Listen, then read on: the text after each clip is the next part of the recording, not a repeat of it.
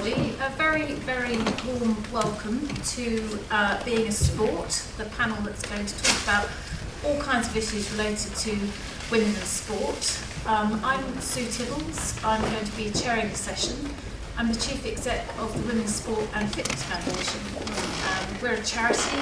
We exist overall to help women and girls be active in their lives. But in doing that, it means that we look at everything from elite sport and what's happening for elite athletes and in the sports sector through adult women, and then looking at girls at school and why it is still today that girls leave half as active as boys.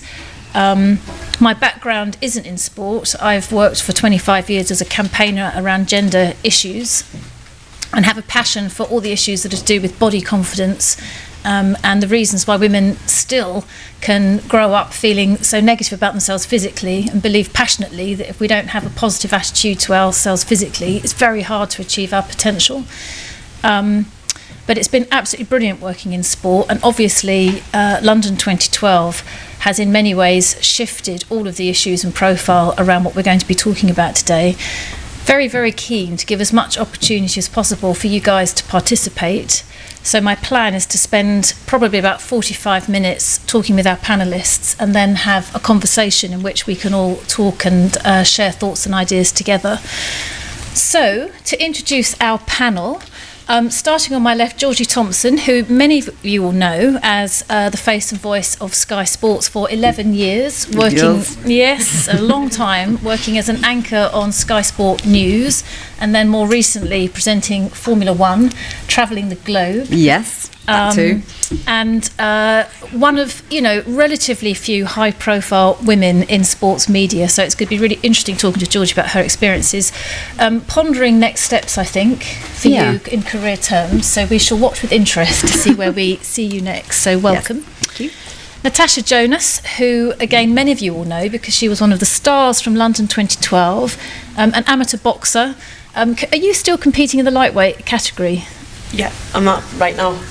That's I am still which again we can talk about, because I think originally you were in the next category up, is that right? But you sort of had to get your weight down to be in the 60 kilograms and under. Yeah. And Natasha took part at London 2012, the first British woman ever to qualify to take part in Olympic Games. What an amazing accolade. And I, in a moment of just unbridled excitement, bought tickets to the boxing event that Natasha competed in, because you got through the first round into the semis and then fought Katie Taylor. And I had the amazing privilege to be there because it was just by far and away one of the most exciting days of my life. And that particular event was the loudest event of 2012. Tasha can tell us more, but it was absolutely awesome. Bad luck to be drawn against Katie Taylor because she beat you, but then she went on to win. But an amazing achievement, and that's having already started out as a footballer, so be really interested to hear your stories as an athlete. And then Tracey Crouch, who is the MP for Chatham and Aylesbury. Is that the right way? Aylesford. Chatham and Aylesford, sorry. Yeah, that's okay. Won your seat in 2010, having, I think, qualified as a lawyer and gone into Parliament as a researcher, and then in public affairs, and then back in as a chief of staff for some ministers, and then back out into the private sector, I think. Is this about right? The real world, yep. Yes. But is now an MP, sits on the Culture and Media Select Committee, and is a passionate advocate for women's sport. Personally, very, very involved, has coached a women's played football and now coaching, although you've had to hand over to an assistant manager because of parliamentary commitments. Yes, sadly training takes place whilst Parliament is sitting, but no, I just manage the team now. Just manage the team. Well, and Tracey sits on the board of the Women's Sport and Fitness Foundation and has been a brilliant advocate for us in Parliament, so of course it's going to be fascinating to hear what government politics can do around this set of issues. So welcome to all of you. So I can't resist starting by asking Tasha about the summer, because I guess for all of us, London 2012 was an amazing sporting event, and women's sport and then women's boxing for the first time ever, one of the highlights of the summer. So Tasha, talk us through your 2012 and talk us through what it was like competing in the loudest ever event of last summer. What does that feel like? it still feels a bit surreal, to be honest. I mean, we were speaking earlier, we had like people like Victoria Pendleton, who was on our landing when we stayed in the village, and every morning she'd be like, "Morning, Tash," and you'd be like, "Morning." So it was a bit surreal. Like you see the big huge stars that are like worldwide known, and they're just exactly like you. But the journey to get there was just unreal. I mean, in 2009, it was only decided that it would be an Olympic sport for the first time. So I'd been training 5 years before that, and to finally get, like, for me, boxing for England, it was the proudest moment of every time I put on my vest. I was really proud, and my family was all proud that I'd got to where that far in my sport, and then we just thought that was it, the World Championships. I thought, right, I'll set my sights up being, you know, a world champion or a European champion, and get some kind of the title. And in 2009 to actually be told, you know what, you can get the chance to be in the Olympics, it was that, like that, wow, yeah. So it started there, and we had to make up a team GB, because there wasn't one. I think 57 people from Scotland, Wales and England went to the assessment, but there was only 9 places for the 3 Olympic weights, because usually there is 10 weight divisions, but because of it was like a first time trial thing for the Olympics, they were saying we'll take 1 male weight out, and we'll give the women 3 categories. So I was at the weight above, and I took that was 64 kilos, so I had to drop 4 kilos and get to 60 kilos. But it was the choice of either having to lose the 4 kilos or having to go up to 75 and put on 11, which I think I would have preferred 75. Yeah. The only thing was I was a bit too small for 75, so yeah. So, but for me, like, I did question could I do it, but then I thought, you know what, you've got the chance to be in the Olympics. What other motivation do you need? And that was all the motivation I needed. And last year the qualifiers was in May, so we didn't have much time to really settle down and get over the fact that I was like still like, yes, I'm qualified, and they were like, okay, because we was working from, it was only decided in the January that I was going to be the one who, out of the 3 girls in my weight, was going to be selected to go to the qualifier. So I think 2 weeks of every year, last year I was away competing. 2 weeks of every month I was away competing in a different country. First Sweden, Brazil, Russia, Crete, which was nice and warm, but Russia was -26, so that was freezing. And then finally we got to go to China, which was our qualifier, and they got there, and I wasn't. They said at first when we got there, the qualifying's top 8, and then we'll select other countries from, because they wanted to make it like a universal Olympics. They wanted everyone from every nation to be a part of it. So we got there, and it's like, yeah, top 8 will go through, and then we'll select the others.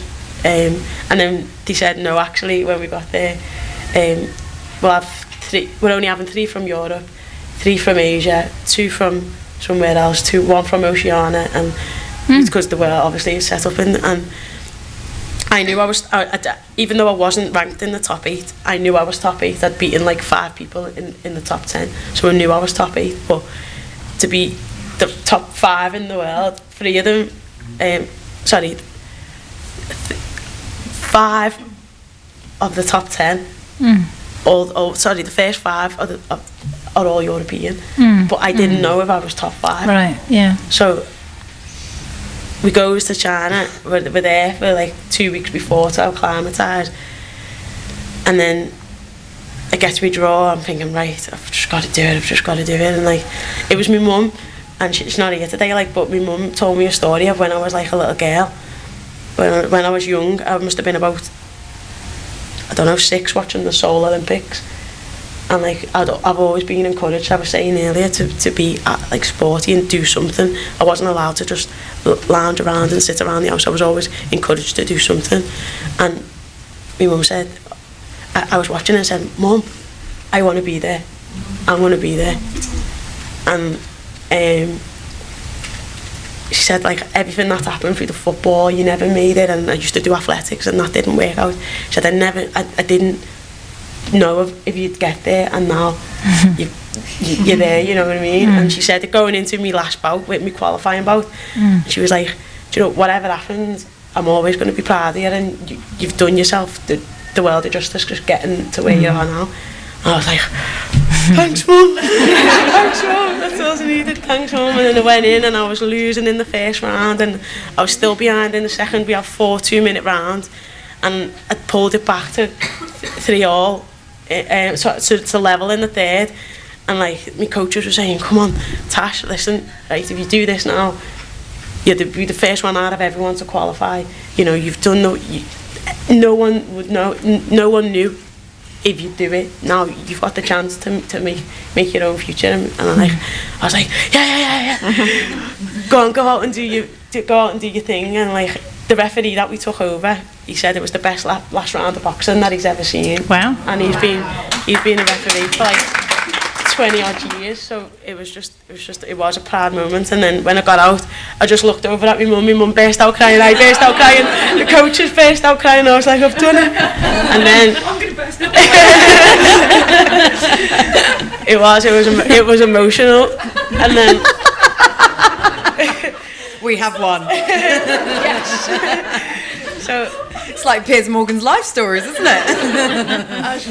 I was just obviously everyone, like I phoned everyone and I told everyone and BBM'd everyone, tweeted everyone and I told them all, but just lying in that bed the morning after, we was all in a room.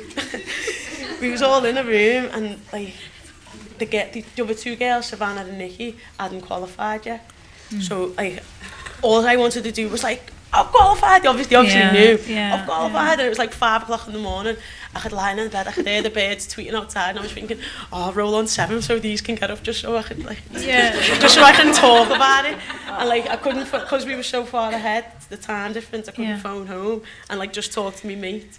So but it was just lying there, and I was thinking all them times that I've got up and it's been like we had that ice.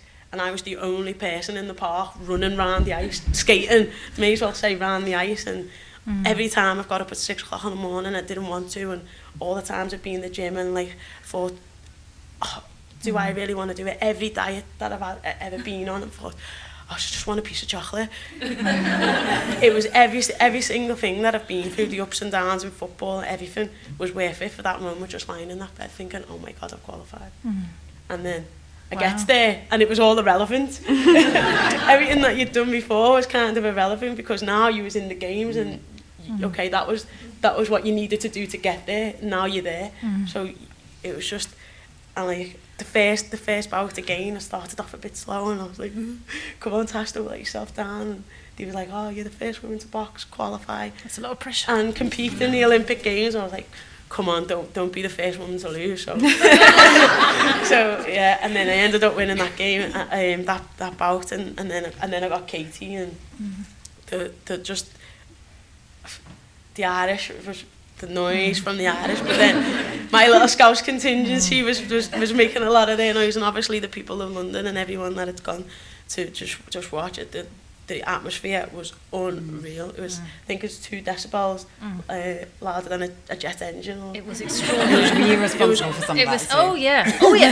It was unbelievable, and like as you say, if it was going to go out to anyone, hats off to Katie. She's an awesome figure. But I hear you've picked up a big Irish following though, and I been have, out. Yeah. They didn't like me on the Monday morning, but they all love me by the Monday night. So what's happening now post 2012? What you're doing? What's coming up? What's next? It's been, to be honest, it's been a big come down. Obviously, as an athlete from the Olympics, and you think, I've got another 4 years of this if I want to go back, and there was no competitions. The first competition since the Olympics is going to be in April. So that's a whole 9 months of not competing. We're still training week in, week out. But it's a whole 9 months of not competing. And like, at first it was a joy just to go to the gym and not really have to think, well, I'm training for this. Because last year was so intense. But now I'm like, I'm itching to get back in. I can't wait to be on a diet, and I just can't wait to get back in. And yeah. So April's the first thing, and then we're supposed to have the Europeans, which has been cancelled, which is a bit disappointing. But now next year we've got the Commonwealths, the Europeans, and the World Championships all in the 1 year. So. But life's got a bit easier. I mean, first of all, post 2012, people do know you. You've got a profile, and you're doing things. You're working for the Youth Sport Trust as an ambassador and doing some media work. But you're also funded now, because what's always amazing is how many athletes are trying to pursue their career whilst holding down jobs, not funded to do it. And you were saying that actually the funding has been relatively recent, but you're not having to work full-time anymore. Yeah. The full-time funding came up halfway through 2010. So post that, I was working for the council, in which they do an elite scholarship program, Liverpool City Council, and that helped me out with training and time off, because no workplace will give you 6 months off a year to go to all these competitions that you needed to go to. So it was really difficult. I found myself switching jobs every so often, just so I can have the holidays to go to somewhere else. So I think in 1 year I may have had 4 jobs, just so I could get the holidays that I needed to go to these competitions. And for me, it was just, do you want to work, or do you want to box? And I wanted to box. But you have to still subsidise what you need. Everyone needs to live. I need to pay bills. I need to. So it was really difficult. But now things are on the up, and it's paid off. Yeah, it's all paid off. But there's still, obviously, if you're on the lower levels of boxing, you're still not getting that support. Well, we'll come back to talk about a lot of those issues. Money in sport. We were talking earlier as well, when we were chatting beforehand, about the pressures on athletes to sort of glam up and do the evening, so all of that stuff. But I'd like to move on and just bring Georgie into the conversation. Georgie, you're ensconced in another traditionally very male world of sports journalism, sports media. Just talk us through your 11 years presenting sport through Sky. That's a lot of hours on air. That's a lot of hours on air. It is a male-dominated world, definitely. There's no doubt about it. And I do sometimes feel like we constantly have to smash through the glass ceiling and make a point of that. And I think it will be really refreshing one day when we actually don't make a point of that, because it's just happening, because it's normal, and everyone just accepts that. So it can be frustrating at certain times. But Tracey and I were saying earlier on as well, I think the thing is that a lot of worlds in which people work in a male-dominant world. I mean, my sister's a surveyor and she works for Sainsbury's, and that is a really male-dominant world as well. And she has all sorts of strife that I may not necessarily have at my workplace. So I think it's not necessarily confined to sports, but it does have that air about it of development constantly. You're constantly looking at ways in which women can be more involved, can be more seen. Don't get always tarnished with the same brush of a girl in sport means she doesn't know anything about her subject, and she's just there as a glamorous presenter who is relaying this information that she knows nothing about. And you're constantly fighting that battle. You're constantly fighting. Every interview I've ever done, the first question has always been, what's it like being in a male-dominated world? And there's a reason for that. And sometimes it can be intensely frustrating, because you don't want to take yourself too seriously either. If you're a fun person who likes having a fun time and and doesn't want to be seen in that light, to be taken so seriously, it's hard to find that balance, because you want to be authoritative about what you do and you want to be proud of what you do, but at the same time, and make sure that people are aware of that, but at the same time you're constantly banging that drum against the glamorization of it, which happens constantly. And what was your way in? Had you always been, a sports nut? Were you always passionate about sport? Well, when talking about mums and them making you do stuff, I've always been tiny. I was born about 3 months premature. And I was in an incubator when I was little, and I've always been absolutely tiny. So my mum always said, I wanted to get you into sport because I wanted to know that you had something, not that she was afraid necessarily of me being bullied in the classroom or the school playground or whatever, but I think she felt that if I was sporty and if I could play sport, then that would give me a confidence in sort of other aspects of life, which I definitely think it does. And I'm really passionate about girls at school playing as much sport as they possibly can. I was at an all-girls boarding school, so I was very, very lucky, very privileged to be in that situation. And sport was such a massive part of what we did as part of our daily lives. And again, I hated having to go for like hockey training every lunchtime or whatever. But now I look back and think, oh God, I was so lucky to be able to be in a situation where I did that, because it keeps you on the straight and narrow. It keeps you focused. It keeps you, the things that you learn being a sporty person are things that you will always have all your life. It's a team playing mentality, isn't it? And that's something that really, really prepares you well, I think, for anything you do in life. And certainly when you're working in television, where it's such a team effort, you know, the person that's running the scripts to you in the middle of the afternoon on Sky Sports News is just as important as the person who's reading it out later on. You know, that they really play such a key part. And that's how I started. So having come through school and being sporty at school and played in all the tennis teams and this, that and the other, I was never good enough to do anything remotely professionally, despite the fact, and this is a nice claim that I like and I've not changed it, on Wikipedia it says I played tennis for England. But I'm not going to do anything about that. I'm just going to let... My brother-in-law always says, have you not changed that yet? You can self-edit stuff. I'm like, nope. No. Not changing that. That is strictly staying. No one's to touch that. Don't you dare.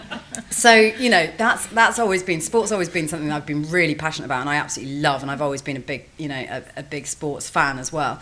And so I wanted to work in journalism. So the combination of the two for me is just a dream come true. But early on I started out as a runner.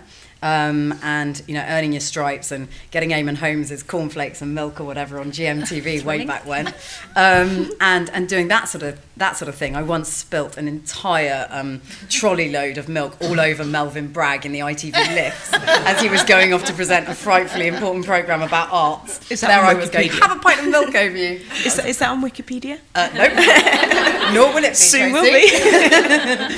But so I became a runner, and then GMTV had this brilliant thing at the time where they had a research training program. So you became a runner, and there was always that incentive that you would climb the ladder by then becoming a researcher, and then after that, an assistant producer, and then who knew? And I had this really unique opportunity, which was a completely random one, which came up, which was to go and present some web broadcasts. At the time, we were just understanding the internet. I mean, this is before Twitter or Facebook or anything. And so I went to Cannes to do the film festival, which was great fun, except for the fact that our producer at the time ran off with the budget and disappeared. And we sort of all went, what are we going to do? How are we going to film any of these interviews? Because everyone had sort of disappeared that was working in a professional capacity on that shoot. They'd all just done a runner. So how are we going to do this? So my makeup artist, who was also my best friend and the driver, doubled up in every role possible. She said to me, look, I'll work the camera, you do the interview. It's like, okay, fine. So we ended up doing this interview with Stephen Daldry and Jamie Bell for a film that at the time was called Dancer in the Dark, but it became known as Billy Elliot. And so we're doing this interview with them. Jamie Bell was about 10, and Stephen Daldry obviously thought I was ridiculous because I was waffling on about all sorts of stuff. And we're doing this interview. I thought, yes, we nailed it. We got a really good interview. I'm really pleased we sort of came away with that. We got back to where we were editing everything, and naturally my best friend George, our driver, and doubling up as our makeup artist, hadn't taken the lens cap off the camera. So all we had was audio. We didn't have any pictures. We just had audio. And I remember thinking, oh God. But for all of the trials and tribulations of that particular adventure and everything else that's happened since, I still love it. I still love the job we do. And, you know, in working in Formula One the last year, talking about staying away from home and being in hotel rooms and everything else, I think I was in a hotel room for about 6 months in total last year. So it's a big lifestyle choice. And that can be hard, and it can be hard as a woman. I was saying to Tracey, it's such little things sometimes, like having to put your makeup on in the back of a trailer truck, and you know that you're going to be judged on it when people turn on the television. They're not going to know that you've put your makeup on in the back of a trailer truck with no lights, and you've been in a portaloo because that was the only other place you could get changed or whatever. So there are all these little things that test you as a girl in that male-dominant world. So you sort of have to find your way.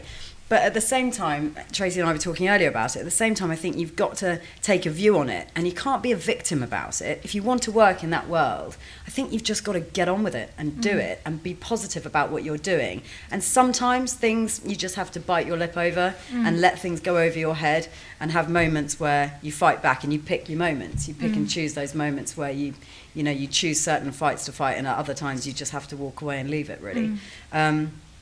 So I think it's a work in progress. It's definitely got better. And when I first started on Sky Sports News, there were so few female broadcasters that were known publicly. I mean, I think you had Sue Barker, and that was about it, really. Yeah. I mean, now obviously Claire sort of dominated the Olympic coverage, as did Gabby. They're well-known household names anyway. But it's our job as girls to sort of bring other girls through and look after them. That's the other thing. It gets very competitive, and you've got to take a view on it. Well, I'm not going to be doing this forever. So actually it'd be quite nice to have someone that you can put your arm around and say, look, I know it's a bit difficult sometimes being a girl in this world, but I'll help you out, and just ask me any questions, and do it that way, because I think sometimes it can be quite daunting. Even if you're a confident girl, I think it can be daunting. Well, you've obviously done fantastically well, irrespective of the milk over Well, I Melville don't know, we'll see what Dragon, happens the lens cap. A fantastic achievement, and it'll be really interesting to talk more about the media and what that means for women's sport. But Tracey, just asking you now, so another world completely, politics, government. I was going to say that's another man's world, just to which it is. But just again, talk us through your interest in sport and then politics, and how you're combining the two at the moment.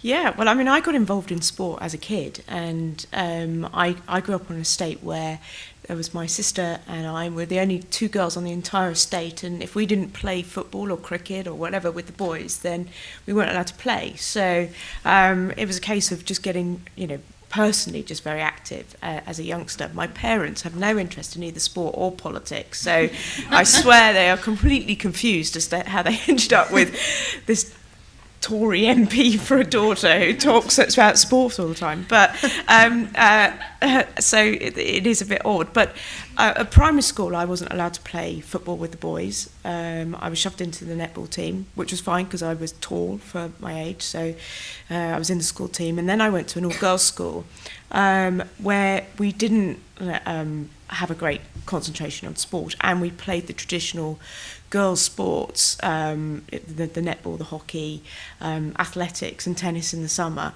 And I was thinking about this earlier, and I can remember some really great lessons at school. I can remember my history teacher bouncing around the room talking about the levellers and, or a particular battle in the English Civil War. I can remember my English teacher, telling us about what an adjective is, or reading some great passages from Shakespeare. I cannot remember a really good sports class. I can't remember PE class. My PE teachers were those, at that particular time, and I left school 20 years ago, so at this time they were the type of teachers that would basically send you out and then stand on the side and have a cigarette, because they were still allowed to in those days, and they didn't care.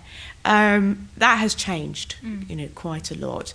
But when I got involved in politics, when I got elected to Parliament, I was desperate not to get pigeonholed into being somebody just interested in girls' sport, because I just knew that here I am, I'm a woman, I can talk, confidently about sport. This is just going to end up being what everybody knows me for. And so I got involved in a lot of other issues. Those issues I still campaign on. But then we had the Andy Gray comments on about Charm Massey, or I think it was, and that was it. I just couldn't control myself anymore. and then ever since then, I've just been involved in sport and in the politics of sport as opposed to anything else. I don't get to play any sport anymore. The timetable in Parliament doesn't allow me to. I do get to go and run along the sidelines of a football pitch on a Sunday with my under-15s girls teams. I've been with that same team since they were under 10s, actually, so I've seen them grow up, and that's been lovely. But I miss playing sport. I don't even get to go to Zumba anymore. So really? Oh my God, it's getting worse then. It's getting worse. Yeah, the walk from the flat to Westminster is about as much exercise as I'm getting these days. So in a typical week, how much free time would you have, would you say? None. Zero?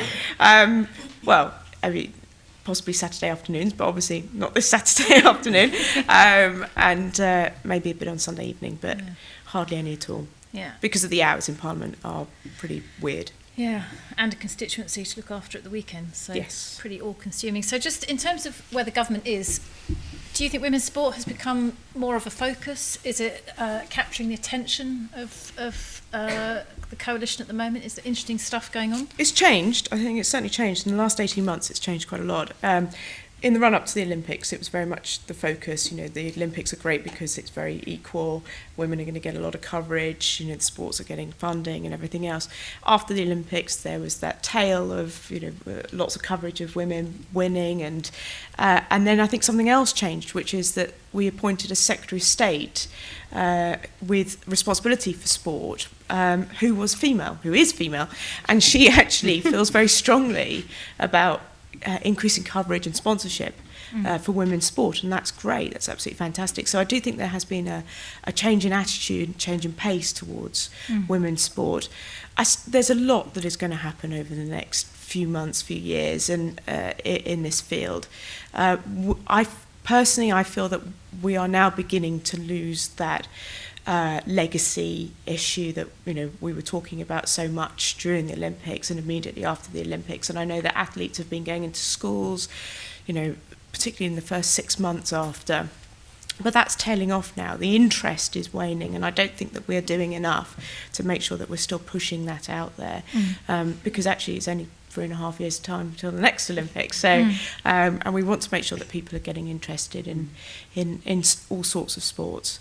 Just on that thing of media coverage, so as a charity, we've, you know, for years, and way before I joined actually, it's been around for 30 years, WSFF, and media coverage has been one of the focal points for its campaigning from the very beginning. But one of our lines has always been, when the Olympic Games comes around, you see women doing sport, and in fact, in the summer and in Beijing, they absolutely dominated. Household names, the whole country is captured and inspired, but then they disappear from view again. Yeah. What's the crux of the problem with actually getting more women's sport covered? I mean, we collect the data. In print press, it's 5% of sports media is devoted to women's sport. So what's the problem exactly? Why isn't it moving? I really genuinely think that we have to make it very clear why this is good. You know, why it's good for society as a whole, actually, to cover, not just women, but society as a whole, to cover women's sport. And this is not just the big broadcasters. This actually goes right down to the local papers. It frustrates me every single week that the local paper down in Kent, you know, sends a photographer out to watch the under-9s, you know, boys team play football. Not once do they come and see any of the girls playing football. They never cover any of the results. You know, even if clubs are sending them in. And I just think, you just need a box. It doesn't hurt. You have girls rugby, you know, some really good teams. I've got a club in my constituency, Aylesford Bulls, who has Catherine Spencer playing for them at the moment. Cat Spencer captained England, and actually the Aylesford Bulls are likely to go up to the Premiership next season. That in itself is actually going to create a big problem for the club because they don't have the funding to support the ladies going into the Premiership. So, you know, sitting there now doing specific sponsorship fundraising just to be able to support a ladies' team that's actually far more successful than their men's team. And, you know, so, but they don't get any coverage in the paper. You never see it on the local news or anything like that. It took a real battle for myself and Andy Burnham, who was the sports secretary, now a shadow health secretary, to get the BBC to cover some women's football instead of another repeat of Flog It, you know. And we worked together. I was in Kyrgyzstan, monitoring the Kyrgyzstan elections, having a telephone call with Andy Burnham about wording to get Tomat Thompson to cover a football match that actually I didn't even get to see because I was in a really strange part of the world. You know, we've got to get that out there. I mean, the BBC yesterday announced that they are going to cover women's football, the new Women's Super League season. That's absolutely fantastic. But there are lots of other sports out there that need the coverage and the profile. And, you know, and I think that we just have to keep on pressing them to do so. And so, Georgie, as someone in the sports media, how much of this is a reflection of the amount of women's sport available? So is this just where the market is, or do you think there is a level of, if not overt discrimination, a lack of understanding and knowledge of women's sport? I think there is that. I think also what worries me a little bit is can women in everyday life relate to women who are professional athletes nowadays? Are they intimidated by them? Do they find them, do they sort of keep them at arm's length? And when something like the Olympics comes round, they can be interested because the whole nation gets caught up in that. But on a regular daily basis, do they find it too intimidating? You know, we don't have classes at school or whatever. You have, if you're lucky enough, obviously, dependent on where you are at school, you'll have, I don't know, hockey sessions, you might have tennis lessons, you might have athletics. You're not going to have female boxing yet, that sort of thing. So how much can they relate to those athletes? So it's the job of sports PRs, I guess, as much as, you know, Women's Sport, Foundation, to really sort of find a way to humanise the female athletes so that women at home can relate to them too. And say, you know, does a woman relate to Anna Kournikova? I mean, they may think, well, she's beautiful and this and the other. I did a search on Jessica Ennis yesterday. The top 10 searches that come up under Jessica Ennis are about the way she looks. It's Jessica Ennis hot, Jessica Ennis bum, Jessica Ennis tum. But it's not about what she's achieved. None of it. So what are people interested by? And I think it's tapping into that interest. And if you can get the women on side, then hopefully, you know, you're already trying to win one of the battles. But it's the responsibility as well of, I think, TV companies to be brave and to put women's sport out there and to market it properly. You need to know where you can see it and what it's all about. And maybe the individual federations need to look at ways in which they can make their sport more accessible. You know, I know that, you know, something like a sport like darts has had a huge revamp and it's become a mega watched sport now. That wasn't the case 20 years ago. No. So it's about maybe they need to look at themselves and revamp as well, as TV companies need to give them an opportunity to do so. I think understanding as well the link between coverage and participation rates. And, you know, Sue and I always talk about Australia as being a classic example where the Australian broadcasters had a big row with whichever sport it was that they had previously been covering, and so basically walked away from the rights deal with them and said, right, that's it, we're going to cover something else, and ended up covering netball. And now every Sunday morning netball is prime time sports television in Australia, and the participation rates for women playing netball has absolutely just, you know, soared through the roof. It's absolutely fantastic. My big thing is that we have to, just talking about Georgie's point about women relating to female athletes, we talk about sport a lot, and women's sport, but actually what we also need to think about is just wider physical activity. And certainly when it comes to physical activity, physical education in schools, you know, I'm desperately keen to make sure that we have the diversity of activity there within schools, because not every girl wants to go out and get muddy and get dirty and sweat and you know and wear horrible hockey skirts and things like that. So but they will do, you know, a dance class. And I think actually, you know, we have to recognise that if we're going to get girls being physically active, it's not just all about that pure kind of, you know, brutish competition. And competitiveness is hugely important. It's hugely important in all aspects of life. But actually, if we're looking at, you know, our increasing obesity rates, if we're looking at the fact that people are not participating in any kind of physical activity at the moment, then actually that's where we've got to start really looking. Well, just on that, because Tasha, I wanted to ask you that, I mean, boxing, I don't think you could choose a sport that was more perceived to be more traditionally male. And, you know, it clearly still upsets people that women box, and there are still lots of people that don't think women should box, and you hear the most extraordinary reasons as to why that should be. And as I understand it, you will know more, the promoters, the big promoters, still can't literally quite stomach it to get women to box. And I do remember years ago actually a boxer came to us and she was under huge pressure to do the glamour shots, and the only way they could think to try and make this more socially acceptable was to show athletes in their underwear. As an elite athlete, as a boxer, what are your thoughts and feelings about the pressures you've been under to be, I guess, just taken seriously as an athlete rather than being under pressure to somehow show that you are still a, you know, a feminine woman at the same time? And in terms of role modelling, what does it mean when you go and speak to girls that they meet a woman who is a world-class boxer, and what effect does it have when you go out and speak to girls? Sorry, it's a lot to ask in one question. I'll do it again. I think as like we say in boxing, success breeds success, and just to have a picture of women being successful and a woman boxer. I mean, when I go to schools, I'm not trying to get anyone to box. I'm just trying to get you involved in some kind of sport and activity. I don't want every girl in the world to box because that's lots of competition for me. No.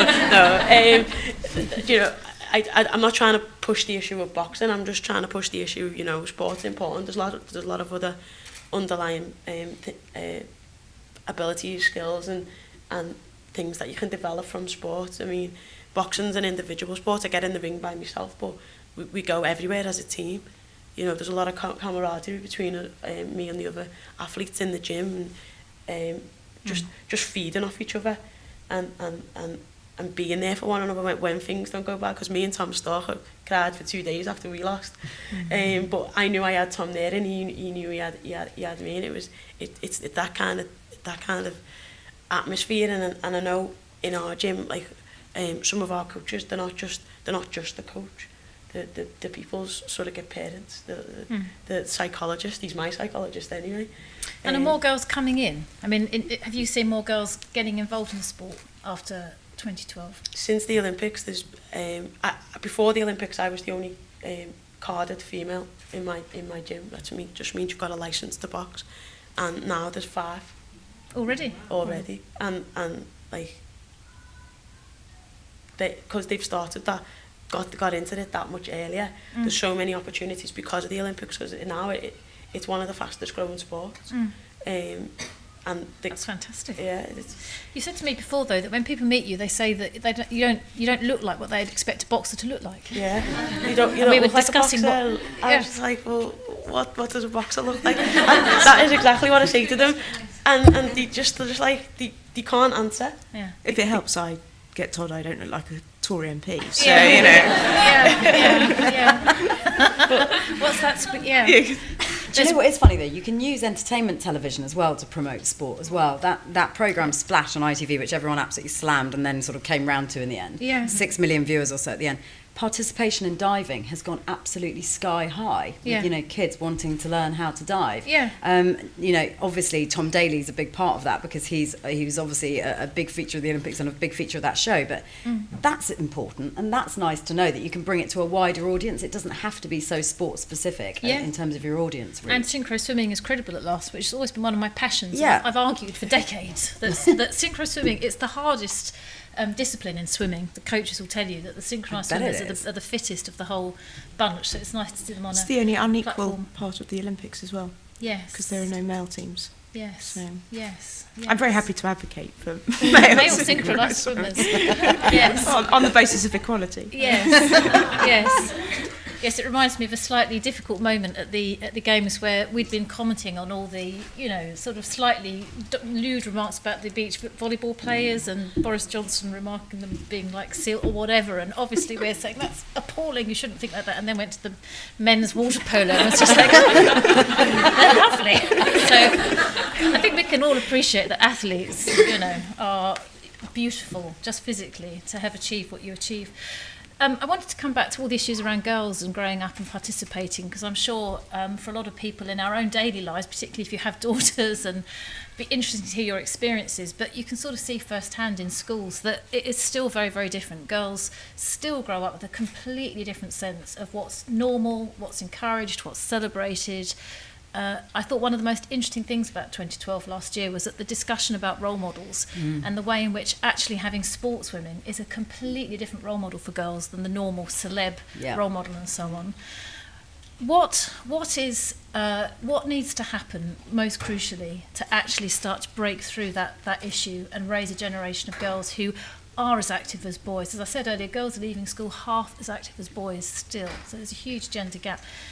Let me start with you, Georgie. What do you think is the most important thing to start to change things? I think what Tracey was saying earlier about recognising that you might have kids in a class who aren't naturally the ones that want to go out and get rough and tumble on a muddy hockey field, you know, wearing a gum shield and shin guards and everything else, that they may want to do something sporty but down a different route. I think that's a really interesting idea, and I think that's definitely something that should be pursued more heavily, because you can see that working. I've got friends of mine, we were all growing up together, and you get labelled very quickly at school. And if you're part of the sporty set, you're part of the sporty set. And if you're sort of a bit musical, you get labelled in that way, or you're in the drama and the arts and everything else. But you get labelled quite early on at school.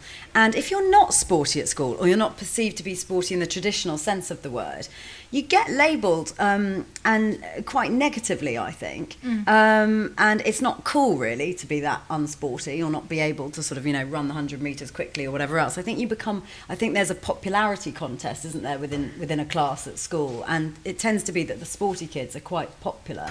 That tends to be the way, and the others are made to feel sort of a little bit of Is that one of the outside reasons of that things. you said you went to a girls-only school? Do you think that it was helped by the fact that it was a girls-only environment? Yes, although I am very aware, actually, that there were girls in my class that probably didn't get much of a look in or much opportunity. I've got a very good girlfriend of mine who's a makeup artist now, and she's really successful at what she does. She's brilliant. But at school, she was she wasn't at all sporty. She absolutely hated it. I mean, any possible opportunity to get out of a sports session, she would find it. I remember the amount of times when we had swimming classes and she would go to the doctor beforehand and say, oh God, I've got my period, can I get out of this? Sort of thing? And she would do it the whole time. It would be a regular thing, and you think, you can't be constantly in this situation. But somehow she found a way. I look at someone like that and I think, God, if you could have nurtured what she is good at. I mean, she loves her fitness now, but in a completely different sense to the traditional way in which we learnt it at school. And you wonder how character forming that is and the impact it has later on people, because it affects your whole life growing up. So I think it's really important that you're just a bit more flexible in your terms of what fitness is, what sport is, and what it means to individual girls. School sport is key, isn't it? We published a piece of work last year called Changing the Game for Girls, and it found that even though your parents will have the biggest impact on your activity levels, the best place to affect change is schools, because it's a controlled environment. So Tracey, I know that school sport has been a very live policy area. Yeah. And I think the draft curriculum has been published with some positive news, but where are we at the moment in policy terms? My understanding is in the next couple of weeks we will see the new school sports strategy published. I'm told it's better than expected, but what I don't actually know is what that means, whether it means that there's going to be extra funding, whether or not there's going to be an understanding of the diversity that's required, or what. Because I think my concern originally when there was early discussion about this was that it had to return to a very competitive environment, and there were lots of people that came out, myself, WSFF, saying that it's got to be more than that. So I don't think we're going to see a return to school sport partnerships, but maybe something that does sort of the same sort of incentivisation of schools working together within those sort of partners. What's the curriculum thing in terms of hours of sport? It's to be honest with you, it's slightly irrelevant because it's not measured. So I think that the government is trying to encourage more hours being played within, or physical activity being done within schools, but unfortunately it doesn't form any part of a measurement process at the moment. So I personally, like Lord Moynihan, I'd like to see it as part of the Ofsted inspection so that you can have a proper understanding of whether or not the schools are honouring those hours, because at the moment it doesn't really make a lot of sense. But just going back to something else that you were saying about participation and girls changing, one of the things that I'm very aware of is that when I was at school we had open changing rooms, and everybody hated getting changed, and there's a certain time of your early teenage years where your body is changing either faster or slower than everybody else, and you become very aware, self-conscious of your own body, and all the evidence shows that if girls could actually get changed in their own cubicles, there would be far higher participation rates, or the desire to go out and play sport. So for me, it's not a big ask to make sure that particularly new schools are designed with that in mind. It's hard to convert old school changing rooms without a lot of capital funding, but I do think that even now as a grown-up, I hate getting changed in a big open environment. Would much rather go into a cubicle, and I don't see that as a particularly big thing to ask for, but actually it could make a massive difference. I think if you haven't grown up playing sport, taking part with that confidence, it's incredibly intimidating to go into a gym or to join a club. Although actually one of the big successes of recent years has been netball, who were very successfully launched a Back to Netball programme.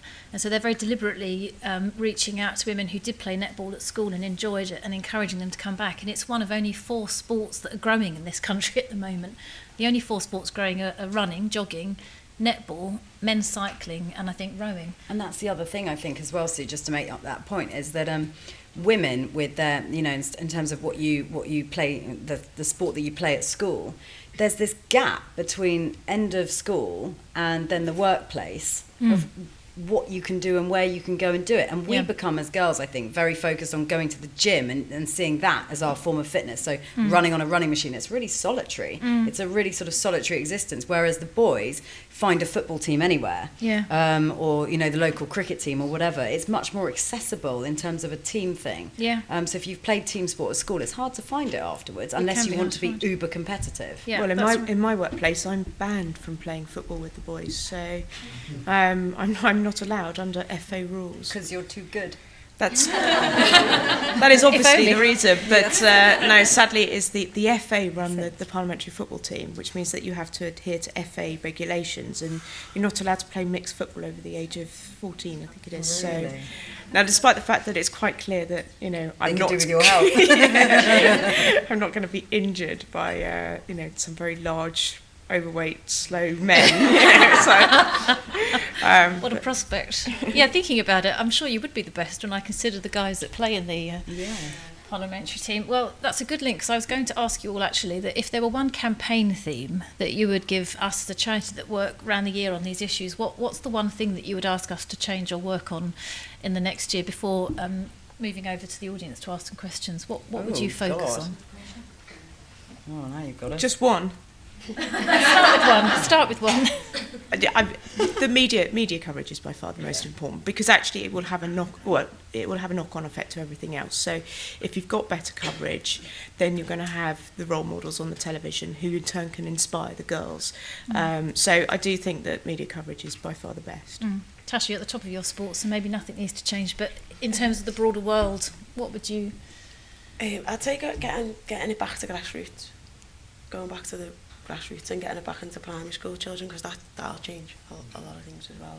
It change your concept if you, as I say, my mum always encouraged me to do something, and a lot of kids now aren't encouraged to do anything. They're just given a game and sitting there, or they're given an iPod and they put it on, and they're not encouraged to do anything. So yeah, it's a bit more getting it back into grassroots and people being with their kids. I mean, there's plenty of times I've been in the park with my dad and just kicked the ball, and not a lot of people still do that. Okay, Georgie? I think my thing would be not to be complacent about our Olympics coverage, not to look upon it as, and look back on it as, wasn't that lovely for all our ladies that they did so well and we all applauded them, and now we're going to completely forget about everything that they ever did and not build on it. I think we have to... What an amazing opportunity it was to have London 2012 here. It was just brilliant. And so I think the key thing is to use that, build on it, and really, you know, our responsibility is to report it, because, you know, right now women's sport is part 4 of a running order. It would be really nice to see if there's some significant impact being made by a woman in a professional field of sport, for that to be part 1 of a running order. And at the moment, that's not the case. But lots of male sports have struggled in this way, and they've broken through. So I don't see why that can't happen. It's just time. But I think people have to jump on it and make an impact, because otherwise nothing's going to change. Yeah, well, I'm sure pretty much every panel this weekend will be making that same point, that thing doesn't happen. You have to push and fight and keep vigilant. But it does occur to me that having you three in the environments that you're working in, at the top of your fields, being so influential, is of itself great encouragement and a sign of the times. So I think there's a lot to be positive about. I'd like to make a final ad for the Women's Sport and Fitness Foundation as a charity. Please do sign up, follow us, support us, join our campaigns. We're only as strong as our support base, so please do get involved in us, and thank all of you for coming. It's been a fantastic panel. Thank you.